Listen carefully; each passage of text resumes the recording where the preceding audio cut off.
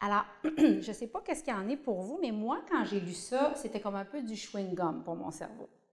Alors, rien de réel ne peut être menacé, rien d'irréel existe, en cela réside la paix de Dieu. Donc, ça veut dire que Dieu est amour, est vrai.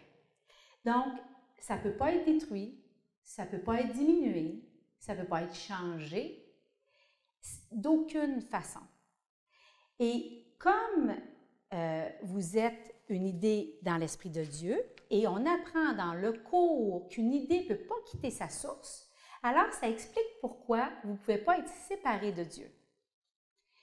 Et donc, quand vous allez blâmer quelqu'un, quand vous allez être plein de culpabilité envers quelqu'un, quand vous allez être fâché envers quelqu'un, comme une idée qui quitte jamais sa source, vous allez penser que vous allez envoyer une épée sur la tête de quelqu'un.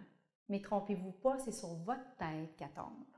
Et la preuve de ça, c'est quand on est plein de culpabilité envers quelqu'un, plein de blâme envers quelqu'un, on multiplie ces sentiments-là à l'intérieur de nous. Et qu'est-ce que beaucoup de recherches démontrent? Il y a une maladie qui s'installe à un moment donné. Alors, donc, est-ce que vous me suivez? C'est soit que c'est pas clair ou c'est soit que vous aimez où on s'en va. Ça va bien? Oui. Vous êtes toujours avec moi? OK, parfait. Donc, alors, vous pouvez projeter sur les autres ce que vous voulez, mais sachez qu'à ce moment-là, vous multipliez ces sentiments-là à l'intérieur de vous. Donc, les principes du cours en miracle qui visent à nous donner un gabarit pour vivre heureux avec le monde qui nous entoure. Puis la raison pour laquelle on est rarement heureux avec le monde qui nous entoure, c'est qu'on a perdu notre ancrage à notre relation primaire qui est avec Dieu tel que vous le concevez, vous.